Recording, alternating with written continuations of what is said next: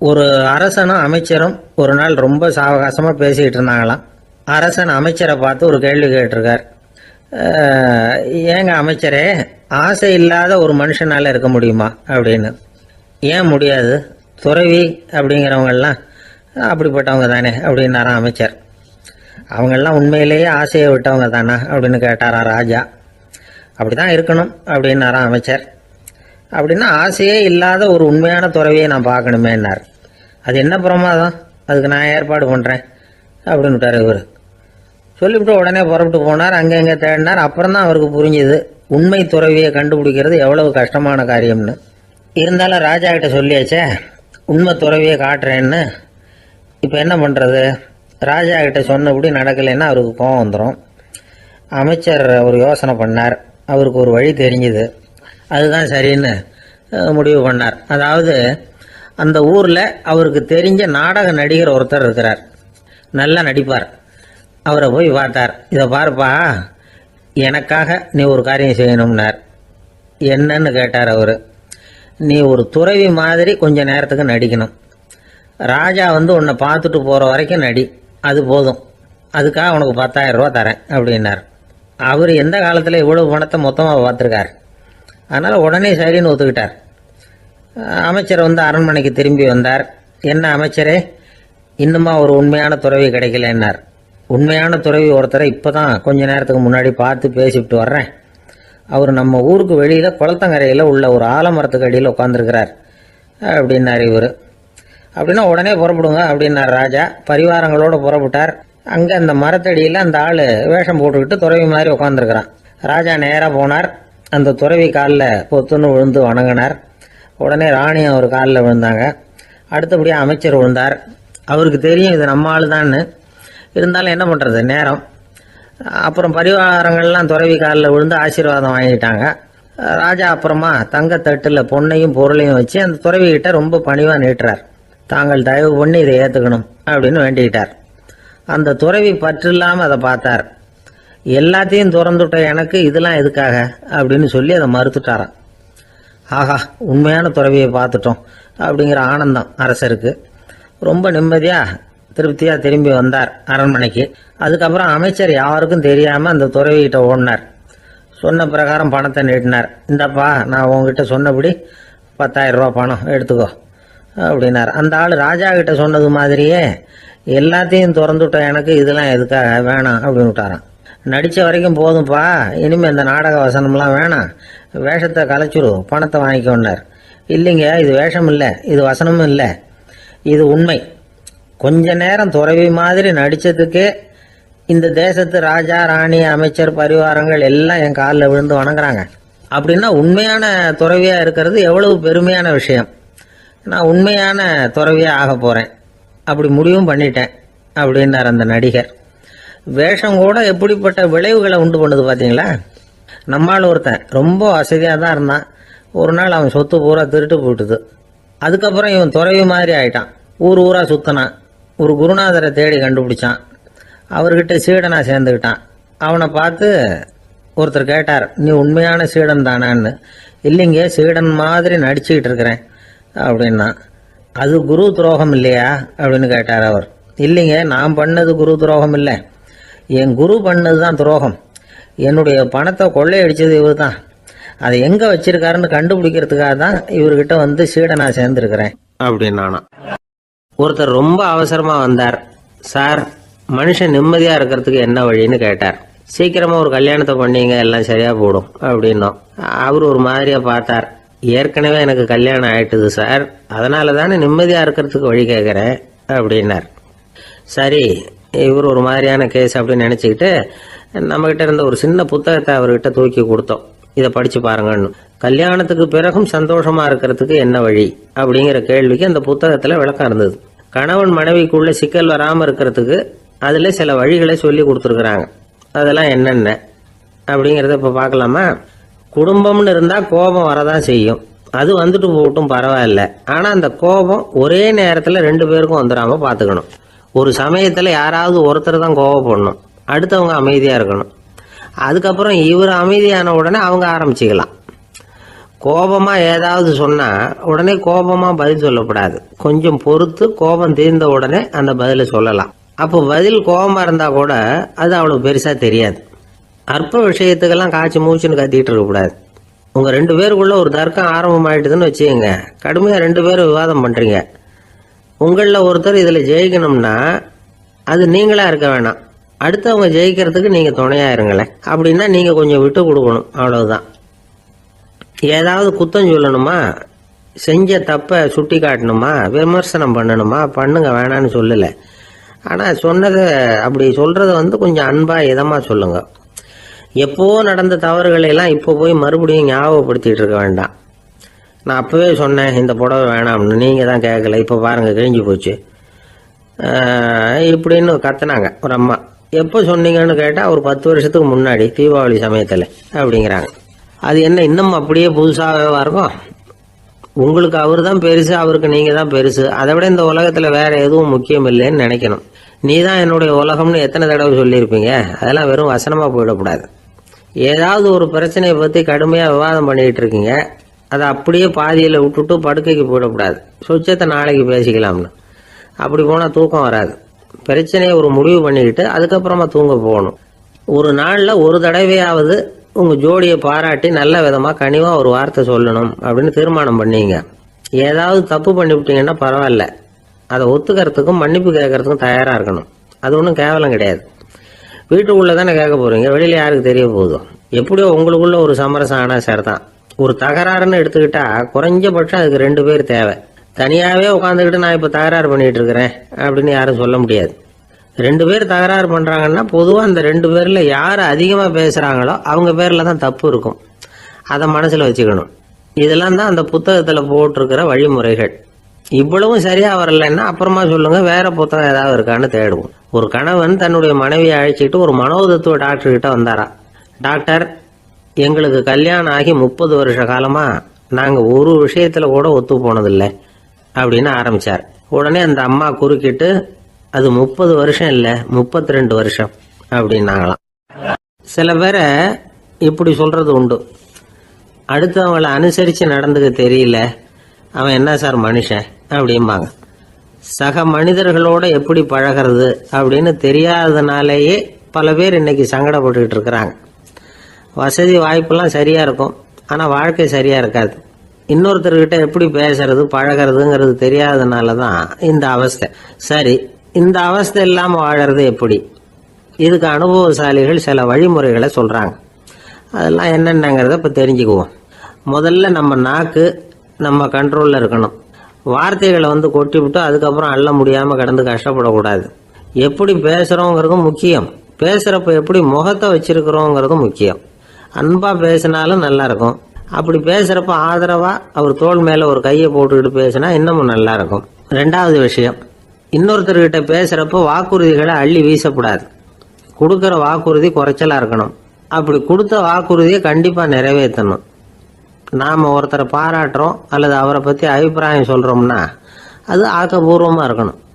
நம்ம பாராட்டு அல்லது விமர்சனம் அடுத்தவருடைய முன்னேற்றத்துக்கு உதவுறது மாதிரி இருக்கணும். நாம் சொல்கிறத கேட்டுட்டு அவன் தலையில் கையை வச்சுட்டு உட்காந்துடக்கூடாது. எப்பவும் உற்சாகமாக இருக்கணும், முகம் அலர்ச்சியாக இருக்கணும். மனுஷன் இருந்தால் வருத்தம், கவலை, ஏமாற்றம் எல்லாம் இருக்க தான் செய்யும். அதெல்லாம் மனசில் இருக்கட்டும். அந்த வருத்தமும் கவலையும் ஏமாற்றமும் சேர்ந்துக்கிட்டு நம்ம முகத்தில் இருக்கிற மலர்ச்சியை மூடி மறைக்கிறதுக்கு நாம் இடம் கொடுத்துடக்கூடாது. எந்த விஷயத்தை பற்றி யாருக்கிட்ட பேசினாலும் வெளிப்படையாக பேசணும், திறந்த மனசோட பேசணும். மூடி மறைச்சி முன்னு மூங்கிக்கிட்டு இருக்கக்கூடாது. இன்னொருத்தர்கிட்ட பேசுகிறப்போ விவாதம் பண்ணுங்க, அது தப்பு இல்லை. ஆனால் வாதாடிக்கிட்டு இருக்கக்கூடாது. அதாவது என்ன சொல்கிறாங்கன்னா, டிஸ்கஸ் பண்ணலாம், ஆர்கியூ பண்ணக்கூடாதான். நம்மக்கிட்ட இருக்கிற நல்ல குணங்களை நாம் எடுத்து சொல்லிகிட்டு இருக்கக்கூடாது. அந்த நல்ல குணங்களே நம்மளை பற்றி எடுத்து சொல்லணும், அது மாதிரி நடந்துக்கணும். அதே மாதிரி அடுத்தவங்க கிட்ட உள்ள கெட்ட குணங்களை பற்றி அவசியம் இல்லாமல் நாம் பேச வேண்டியதில்லை. உங்களை பற்றி யாராவது தப்பாக பேசுகிறாங்களா, அப்படி அவங்க பேசுகிறதுல உண்மை இல்லையா அப்படின்னா அதை நீங்கள் பொருட்படுத்த வேண்டியதில்லை, விட்டுடலாம். அது தானாக போயிடும். ஒரு 4-5 பேரோட பேசிக்கிட்டு இருந்தீங்கன்னா எல்லாருக்கும் முக்கியத்துவம் கொடுங்க, யாரையும் அலட்சியப்படுத்தாதீங்க. தமாஷா பேசலாம், ஆனால் அவங்க தமாஷ் அடுத்தவங்களை கேலி பண்ணுறதா இருக்கக்கூடாது. நமக்கு கிடைக்க வேண்டியது கிடைக்கலையே அப்படிங்கிற தவிப்பு நம்மக்கிட்ட இருக்கக்கூடாது, அது தேவையில்லை. உங்கள் செயல்பாடுகள் தெளிவாக இருக்கட்டும், பாராட்டு தானாக அவங்கள தேடிட்டு வரும். இன்னொரு மனுஷனுடைய மனசில் கௌரவமான ஒரு இடத்த பிடிக்கணும்னா நாம் இந்த குணத்தையெல்லாம் நம்மகிட்ட வளர்த்துக்கணும். இதெல்லாம் அனுபவசாலிகள் சொல்லியிருக்கிற குறிப்புகள். இந்த குறிப்புகளை சரியாக புரிஞ்சுக்கணும், அது முக்கியம். தப்பாக புரிஞ்சுக்கிட்டா என்ன ஆகும் தெரியுமா? இதை கேளுங்க. ஒருத்தர் வந்தார், சார் அடுத்தவங்க தோள் மேலே கையை போட்டுக்கிட்டு அன்பாக பேசணும்னு சொன்னீங்க, அப்படி தான் பேசினேன். அவர் முதுகை கூட தட்டி கொடுத்தேன், என் வேலை போயிட்டுது சார், வீட்டுக்கு அனுப்பிச்சிட்டாங்க அப்படின்னார். யாருக்கிட்ட அப்படி பேசுனீங்கன்னு கேட்டோம். என் முதலாளிகிட்ட சார் அப்படிங்கிறார் ரொம்ப சோகமா. ஒரு ஊரில் ஒரு குரு இருந்தார், ஜென் குரு. அவரை தேடிட்டு ஒரு மன்னர் வந்தார். வந்தவர் ஜப்பான் மன்னர். தோட்டக்கலையை பற்றி தெரிஞ்சுட்டு போகிறதுக்காக அவர் வந்தார். எப்படி தோட்டம் அமைக்கிறது அப்படிங்கிறத பற்றி அந்த குரு விவரமாக சொல்லி கொடுத்தாரு. ஒரு நாள் 2 நாள் இல்லை, 3 வருஷம் கற்றுக் கொடுத்தார். அதுக்கப்புறம் சொன்னார், நான் கற்றுக் கொடுத்துட்டேன், இனிமேல் நீங்கள் போகலாம், போய் தோட்டம் அமைக்கலாம், அதுதான் உங்களுக்கு பரிசை. தோட்டம் அமைச்ச பிறகு சொல்லி அனுப்புங்க, நான் வந்து பார்க்குறேன். நீங்கள் இங்கே என்னவெல்லாம் கற்றுக்கிட்டீங்களோ அதையெல்லாம் அங்கே செயல்முறையில் செஞ்சு காட்டுங்க அப்படின்னு சொல்லி அனுப்பி வச்சார். மன்னர் போனார். அரண்மனைக்கு பக்கத்திலேயே ஒரு பெரிய தோட்டத்தை உண்டு பண்ணினார். அழகான மரங்களையும் செடிகளையும் உருவாக்கினார். கிட்டத்தட்ட 1000 தோட்டக்காரர்களை பயன்படுத்தி 3 வருஷங்கள் முயற்சி பண்ணி அந்த அழகான தோட்டத்தை உருவாக்கினார். குருகிட்ட இருந்து செய்தி வந்தது, நாளைக்கு வந்து தோட்டத்தை பார்க்குறேன் அப்படின்னு. மன்னர் உடனே சுறுசுறுப்பாயிட்டார். முதல் நாளே தோட்டத்தை சுத்தப்படுத்தினார். ராத்திரி பூரா யாரும் தூங்கலை. எல்லாருக்கும் தோட்டத்தை ஒழுங்குபடுத்துகிற வேலை. அது அந்தந்த இடத்துல ஒழுங்காக இருக்குதா அப்படின்னு சரி பார்த்தாங்க.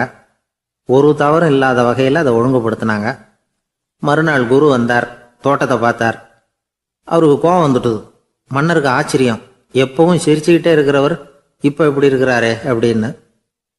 மெதுவாக குரு கிட்ட போய், எல்லாம் சரியாக தானே இருக்குது அப்படின்னார். எல்லாம் சரிதான், ஆனாலும் எங்கே அந்த பொன்னிற காற்று அப்படின்னார்.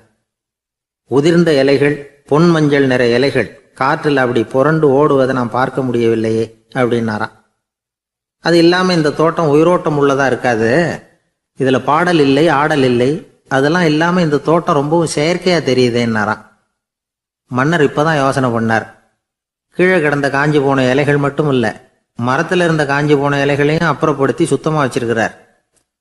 இறப்பும் வாழ்க்கையினுடைய ஒரு பகுதி தான். மரணம்ங்கிறது வாழ்க்கைக்கு எதிரானது அல்ல, அதை நிரப்பும் ஒரு பகுதி தான் அது. மரணம் இல்லையில் வாழ்க்கையே இல்லை அப்படிங்கிறது பெரியவங்க கருத்து.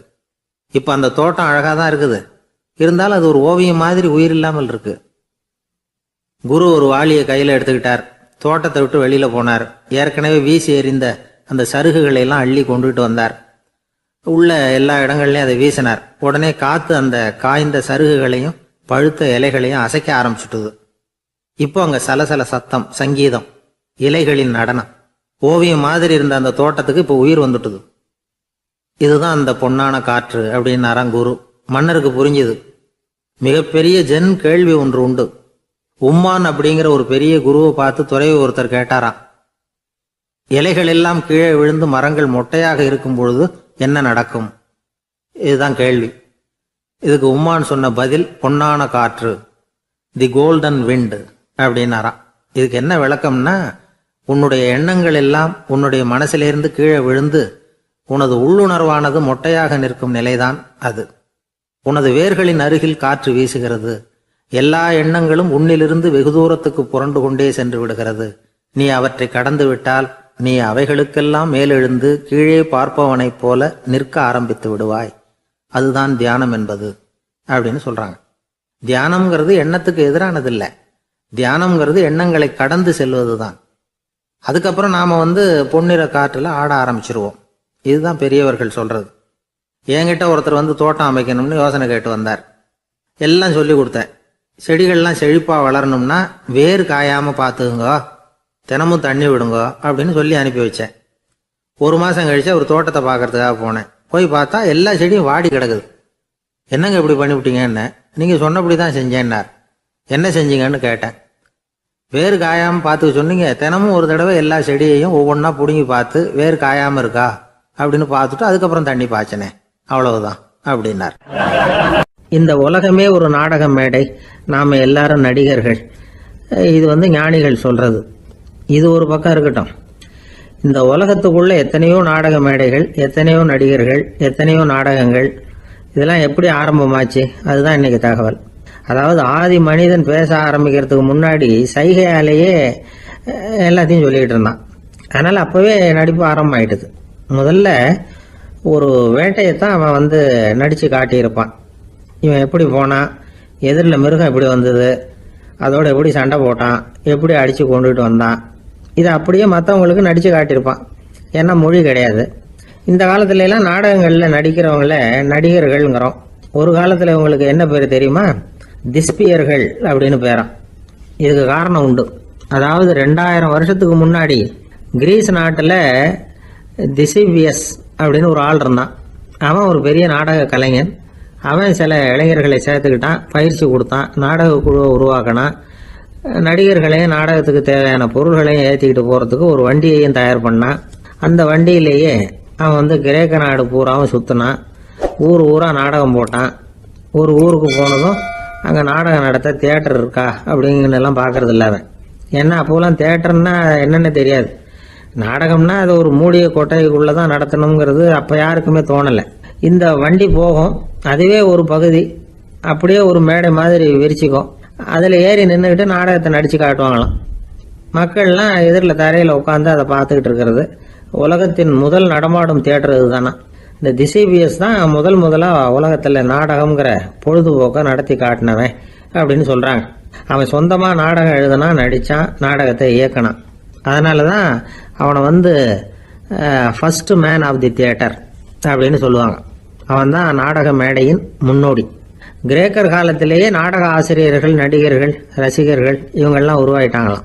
நாடகத்தின் சரித்திரத்தில் இந்த 3 பிரிவும் ரொம்ப முக்கியம். அதாவது கிரேக்க தியேட்டர்கள்லாம் திறந்த வெளி மேடைகள் தான். பெரும்பாலும் மலைச்சரிவுகள், அதுவே படிப்படியாக பண்ணியிருப்பாங்க. கீழே அரைவட்ட வடிவில் மேடை, அதுக்கு ஆர்கெஸ்ட்ரான்னு பேர். பிற்காலத்தில் இதில் உட்காந்து இசைக்குழுவினர் வாய்ச்சதுனால இசைக்குழுவுக்கே ஆர்கெஸ்ட்ராங்கிற பேர் வந்துட்டுது. இப்போ கிரேக்க தியேட்டர்களில் ஒன்று, அதோட காலம் கிமு 340. அதை இன்னமும் பாதுகாத்து வச்சிருக்கிறாங்களாம். எபிடாரஸ் அப்படிங்கிற இடத்துல அது இருக்குதான்.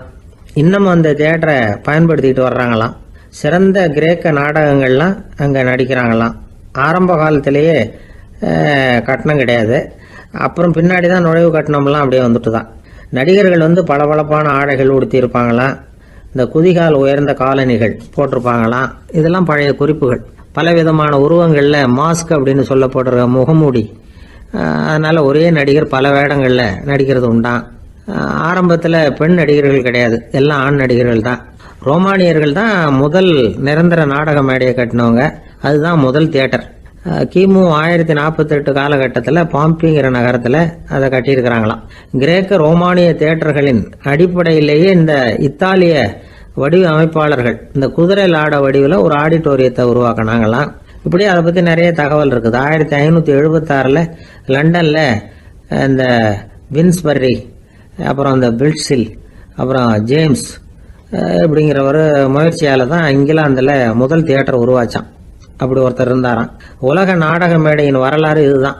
அதாவது இப்பெல்லாம் அறிவியல் வளர்ச்சி அதிகமாயிட்டுது. திரைப்படம், தொலைக்காட்சி எல்லாம் வந்தாச்சு. ஒவ்வொரு வீடுமே ஒரு குட்டி தியேட்டர் மாதிரி ஆயிட்டுது. தொலைக்காட்சி முன்னாடி உட்காந்து எழுந்திருக்கவே மனசு வர்றதில்லை. ஒரு அம்மா ஒரு மனோதத்துவ டாக்டரை தேடிட்டு வந்தாங்களாம் இந்த காலத்தில். டாக்டர், எங்கள் வீட்டுக்காரர் எப்போ பார்த்தாலும் டிவி முன்னாடி உட்காந்துக்கிட்டு அதையே வெறிச்சு பார்த்துக்கிட்டு இருக்கிறார், உத்து பார்த்துக்கிட்டு இருக்கார், எனக்கு சந்தேகமாக இருக்குன்னாங்களாம். இது மனக்கோளாறு இல்லைங்க, ஆர்வக்கோளாறு, அவ்வளவுதான், இதுக்காக பயப்படாதீங்கன்னாரான் டாக்டர். அப்படி இல்லை டாக்டர், டிவி ஓடும் பொழுது நாம் எல்லாம் அதை பார்க்குறோம், சரி, ஆனால் அவர் அப்படி இல்லை, டிவியை நிறுத்தினதுக்கு அப்புறமும் அதையே உத்து பார்த்துட்டு உட்காந்துருக்கிறார், அதனால தான் சந்தேகப்பட்டு உங்ககிட்ட வந்தேன் அப்படின்னாங்களாம். ஒரு சின்ன பையன் வந்தான். அவனை பார்த்து ஒரு கேள்வி கேட்டோம். ஏன்ப்பா உங்கள் வீட்டில் அம்மா புத்திசாலியா அப்பா புத்திசாலியா அப்படின்னு. அவன் அலட்சியமாக நம்மளை பார்த்து சிரிக்கிறான். என்ன சார் இது, இந்த காலத்தில் இது கூட தெரியாமல் இருக்கிறீங்களே அப்படிங்கிறான். ஒரு சின்ன பையன் நம்மளை பார்த்து இப்படி கேட்டு விட்டானே அப்படின்னு நினைக்கிறப்போ நமக்கு ஒரு மாதிரி ஆகிடும். அதுக்கப்புறம்தான் இந்த தாத்தா பாட்டிலாம் சொல்கிற ஒரு கதை ஞாபகத்துக்கு வந்தது. அது என்ன கதை தெரியுமா? ஒரு ஊரில் ஒரு அம்மாவும் பிள்ளையும் இருந்தாங்களாம். அந்த மகனுக்கு திடீர்னு தேசாந்திரம் போய் வரணும்னு ஆசை வந்துட்டுது. ஊர் ஊராக போய் சுற்றி பார்க்கணுங்கிற ஆசை. அந்த அம்மாவுக்கு இது பிடிக்கல. மகனை பிரிஞ்சு இருக்கிறதுக்கு அவங்க மனசு இடம் கொடுக்கல. வேணாப்பான்னு சொல்லி பார்த்தாங்க, அவன் கேட்கல. திடீர்னு புறப்படவும் செஞ்சுட்டான். சரி, இனிமேல் அவனை தடுக்க முடியாதுன்னு முடிவு பண்ணிக்கிட்டாங்க அந்த அம்மா. இருந்தாலும் புத்திசாலித்தனமாக ஒரு யோசனை பண்ணாங்க. மகனை கிட்டத்தில் கூப்பிட்டாங்க. அவங்ககிட்ட சொன்னாங்க, இதை பாருப்பா, நீ தேசாந்திரம் போகிறதுன்னு தீர்மானம் பண்ணிவிட்ட, அதை நான் தடுக்கலை, போயிட்டு வந்துடும். ஆனால் போகிறதுக்கு முன்னாடி எனக்கு ஒரு வாக்குறுதி கொடுத்துட்டு போ அப்படின்னாங்க. போகிறப்போ ராத்திரியாக இருந்தாலும் பகலாக இருந்தாலும் சரி, புளிய மரத்து நிழலில் தான் தங்கணும். திரும்பி வர்றப்போ இரவும் பகலும் நீ வேப்ப மரத்து நிழல்லே தங்கணும் அப்படின்னாங்க. சரி, அப்படியே செய்கிறேன்னு சொல்லி வாக்குறுதி கொடுத்தான் பையன். புறப்பட்டு போனான். போகிற வழியில் புளிய மரத்து நிழல்லே தங்கினான், தூங்கினான். அப்படி போய்கிட்டே இருந்தான். 7வது நாள் அவன் உடம்பு சுகமில்லாமல் போயிட்டுது. ரொம்பவும் பலவீனமாயிட்டான். இனிமேல் நடக்க முடியாதுங்கிற நிலைமை வந்துட்டுது. யோசிச்சு பார்த்தான். சரி, இதுக்கு மேலே போக வேண்டாம் அப்படின்னு முடிவு பண்ணிட்டு திரும்பி வர ஆரம்பிச்சிட்டான். திரும்பி வர்றப்போ வழியில் வேப்ப மரத்து நிழல்லையே தங்கி வந்தான். நாளுக்கு நாள் உடம்பு சரியாக வந்துட்டுது. 7வது நாள் வீட்டுக்கு சேர்றான். உடம்பு பழையபடியே கலகலப்பாயிட்டுது. பூரண சுகம்.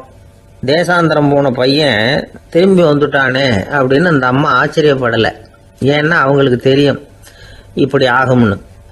பையன் சீக்கிரமாக திரும்பி வரணுங்கிறதுக்காக தான் அவங்க அந்த யோசனையை சொன்னாங்க. என்ன விஷயங்கிறதையும் அவங்களே சொன்னாங்க. மகனே, புளிய மரத்து நிழல் உடம்புக்கு உஷ்ணத்தை கொடுக்கும், சீக்கம் உண்டாக்கும். அதனால் நீ தொடர்ந்து புளிய மரத்து நிழலில் தங்கினாவே நோய்க்கு ஆளாயிட்ட. அதனால் நல்ல பயணத்தை முடிச்சுக்கிட்டு திரும்பி வரணுங்கிற முடிவுக்கு வந்துட்ட. திரும்பி வர்றப்போ நீ தங்கினது வேப்ப மரத்து நிழல். அது உடம்புக்கு குளிர்ச்சியை தரக்கூடியது, நோயை தீர்க்கக்கூடியது. அதனால் சுகமாக வீட்டுக்கு சேர்ந்துட்ட. உன்னோட தேசாந்திர பயணத்தை தடுக்கிறதுக்காக தான் இப்படி பண்ணினேன் அப்படின்னாங்களாம் அந்த அம்மா. பார்த்தீங்களா அம்மாவோட புத்திசாலித்தனத்தை? அப்பாவாக இருந்தால் இப்படியா பண்ணுவார்? ஒரு அப்பா பையன்கிட்ட 10 ரூபா கொடுத்து இதை எடுத்துக்கிட்டு அடுத்த ஊருக்கு போய் அங்கே இருக்கிற மாமா கிட்ட இதை கொடுத்துட்டு வாடா, வழியில் எங்கேயாவது மரத்தடியில் படுத்து தூங்கி விடாதே அப்படின்னு எச்சரிக்கை பண்ணி அனுப்புனாராம். பையனுக்கு எச்சரிக்கையாக வாழறது எப்படிங்கிறத கற்றுக் கொடுக்கறதுக்காக இப்படி பண்ணார். அவன் பணத்தை வாங்கிக்கிட்டு போனான். அப்பா சொன்னதை மறந்துட்டு ஒரு மரத்தடியில் படுத்து தூங்கிட்டான். அவனுக்கு தெரியாமல் அவன் பின்னாடியே போன அப்பா அவன் கையில் இருந்த அந்த 10 ரூபாயை நைஸாக எடுத்துகிட்டு வந்துட்டார். அவன் பையில் தானே வச்சுருந்தான், அது தெரியாமல் எடுத்துகிட்டு வந்துட்டார். அவன் தூங்கிக்கிட்டு இருக்கான். எடுத்துகிட்டு ஒரு மறுபடியும் வீட்டுக்கு வந்துட்டார். பையன் முழிச்சுக்கிட்டு பையை தடவி பார்க்குறான், பணத்தை காணும். அழுதுகிட்டே திரும்பி வந்தான். அப்பா கிட்ட விஷயத்த சொன்னான். அப்பா சிரிச்சுக்கிட்டே சொன்னார், அதுக்கு தான்ப்பா ஆரம்பத்திலேயே எச்சரிக்கை பண்ணினேன், இனிமேலாவது நீ ஜாக்கிரதையாக இருக்கணும் அப்படிங்கிறதுக்காக தான் இப்படி பண்ணினேன். அந்த பணம் எங்கேயும் போயிடலை, நான் தான் அதை உனக்கு தெரியாமல் எடுத்து வச்சிருக்கிறேன். இதோ பாரு அப்படின்னு சொல்லிக்கிட்டு சைடு பாக்கெட்டில் கையை விட்டா அது ஓட்டையாக இருக்குது. அதை எவனோ ஏற்கனவே கத்திரிச்சு எடுத்துகிட்டு போயிட்டான். இப்போ அப்பா முகத்தில் அசடு வழிஞ்சுதான். ஒரு ஆள் இருந்தான், நிறைய பணம் சம்பாதிச்சான். ஆனால் செலவு பண்ண மனசு வரல, கருமி. அவன் என்ன பண்ணா, சேர்த்த பணம் பூராவையும் ஒரு மரத்தடியில் புதைச்சி வச்சுருந்தான். வாரத்துக்கு ஒரு தடவை அந்த மரத்தடிக்கு வருவான். புதைச்ச இடத்த ஆவலோடு பார்த்துக்கிட்டு இருப்பான். அதுக்கப்புறம் போயிடுவான். அவ்வளவுதான். ஒரு நாள் ஒரு திருடன் வந்தான். இவன் புதைச்சி வச்சுருந்ததெல்லாம் எடுத்துகிட்டு போயிட்டான். இது தெரிஞ்சு போச்சு. அந்த கருமி புலம்ப ஆரம்பிச்சிட்டான். இவன் புலம்பலை கேட்டதும் அக்கம் பக்கத்தில் இருந்தவங்கெல்லாம் ஓடி வந்தாங்க. என்ன விஷயம்னு விசாரித்தாங்க. இவன் சொன்னான். ஒரு பெரியவர் கேட்டார், ஏப்பா வாரம் இந்த இடத்த பார்க்குறதாக சொன்னியே, எப்போவாவது இதில் இருக்கிற பணத்தை எடுத்து செலவு பண்ணியிருக்கியா அப்படின்னு கேட்டார். நான் அப்பப்போ அதை பார்க்கறது தான் வழக்கம், அதை தொட்டதே இல்லைன்னு அவன். சரி அப்படின்னா இப்போவும் நீ அதே மாதிரி வாரம் ஒரு தடவை இந்த இடத்த பார்த்துட்டு போகலாமே அப்படின்னாராம் அந்த பெரியவர். அதுவும் சரிதானே, எவ்வளவு காலமானாலும் அவன் அந்த பணத்தை எடுத்து செலவு பண்ண போகிறதில்ல. அப்படி இருக்கிறப்ப உள்ளே பணம் இருந்தாலும் ஒன்று தான், இல்லாமல் போனாலும் ஒன்று தான். இதிலிருந்து என்ன புரியுதுன்னா, ஒருத்தர்கிட்ட இருக்கிற பணத்தை கொண்டு அவர் பணக்காரரா ஏழையா அப்படின்னு முடிவு செய்கிறது சரியில்லை. அந்த செல்வத்தை அனுபவிக்கிற திறன், பயன்படுத்துகிற திறன், அதை வச்சு தான் அவர் ஏழையா பணக்காரரா அப்படிங்கிறத நிர்ணயம் பண்ணணும். அதுதான் சரி. செலவு பண்ண தெரியாதவன் சேகரம் பண்ணிகிட்டே இருக்கிறதுனால என்ன பிரயோஜனம்? தலைமுடியே இல்லாதவன் தாராளமாக சீப்புகளை வாங்கி சேகரம் பண்ணுறது மாதிரி தானே இது. சில சமயம் செலவு பண்ண நாம் தயாராக இருந்தால் கூட அந்த செல்வம் நமக்கு பயன்படுறதில்ல. அரேபியாவில் ஒரு நகை வியாபாரி விலை உயர்ந்த முத்துக்களை எல்லாம் அவர் வச்சு வியாபாரம் பண்ணிகிட்டு இருந்தார். அவர் ஒரு சமயம் ஒரு பாலைவனம் வழியாக போயிட்டு இருக்கிறார் ஒட்டகத்தில். அப்போ திடீர்னு கடுமையான புயல் வீச ஆரம்பிச்சுட்டுது. திசை தவறி இவர் எங்கேயோ வந்துட்டார். கூட வந்தவங்களையும் காணலை, எங்கே போனாங்களோ தெரியல. இவர் ரொம்ப பயந்து போய் அங்கேயும் எங்கேயுமா அலைஞ்சு திரியிறார். வழியே தெரியல. பசி கடுமையாயிட்டுது. ஒட்டகத்து முதுகில் ஒரு மூட்டை இருந்தது. அதை பிரித்து பார்த்தார். உள்ளே ஏதாவது இருக்கான்னு தேடி பார்க்குறார்.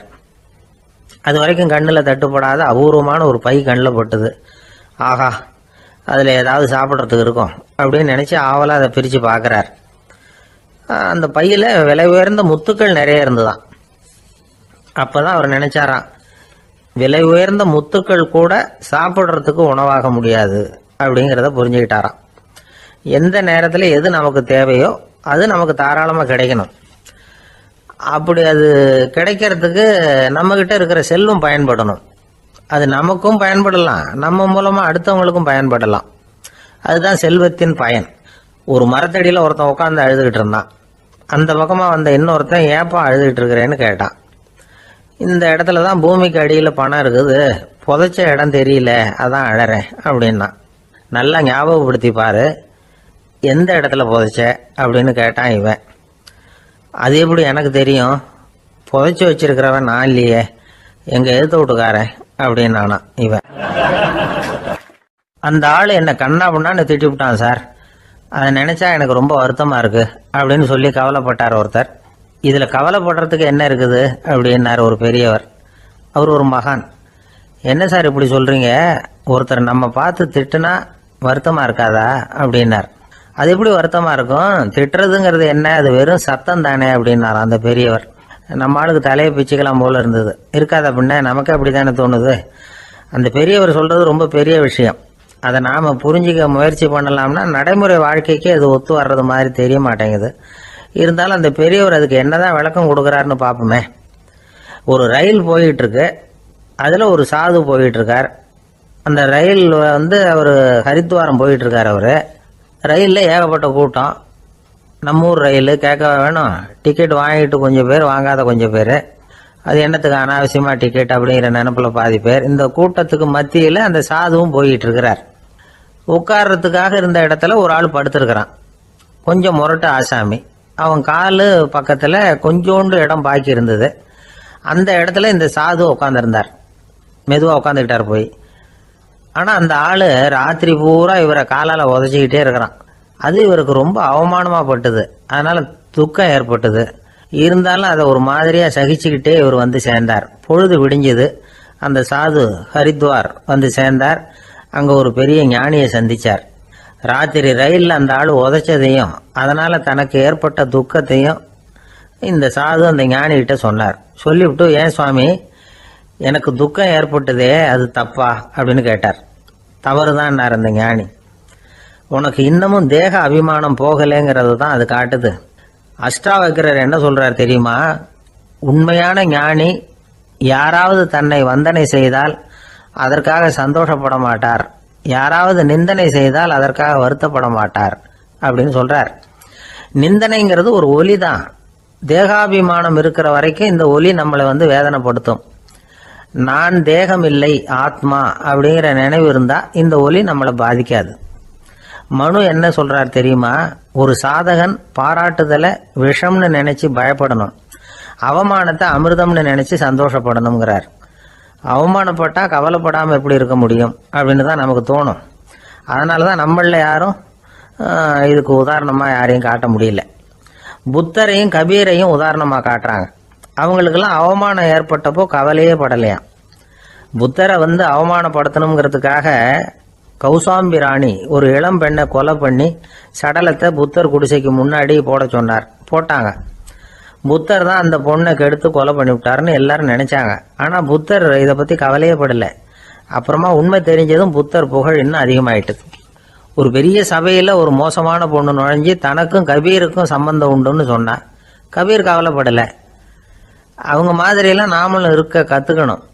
நிந்தனை, அபகீர்த்தி, அவமானம் எல்லாம் ஆண்டவன் கொடுக்கிற பிரசாதம்னு நினைக்கணும் அப்படின்னு சொல்றார் அந்த ஞானி. இதை கேட்ட இந்த காலத்து ஆசாமி ஒருத்தர், நான் கூட அப்படிதான் சார், யாராவது அவமானப்படுத்தினா கவலைப்பட மாட்டேன். நேற்று கூட ஒருத்தர் என்ன பலார்னு அரைஞ்சுட்டார், நான் கொஞ்சம் கூட கவலைப்படலை, பேசாமல் வந்துட்டேன்னார். ஏன் அப்படி வந்துட்டீங்க அப்படின்னு. அவர் அரைஞ்சதுலேயும் ஒரு அர்த்தம் இருந்தது, அதனால தான் அப்படி வந்துட்டேன்னார். ஏன் அரைஞ்சாருன்னு கேட்டேன். 10 வருஷத்துக்கு முன்னாடி 15 ரூபா அவர்கிட்ட கடன் வாங்கினேன், அதை கேட்டு கேட்டு பார்த்துட்டு கடைசியாக தான் அரைஞ்சார் அப்படின்னார். ஆண்டவனுடைய பிரசாதம் இவருக்கு அடிக்கடி கிடைக்கும் போல இருக்கு.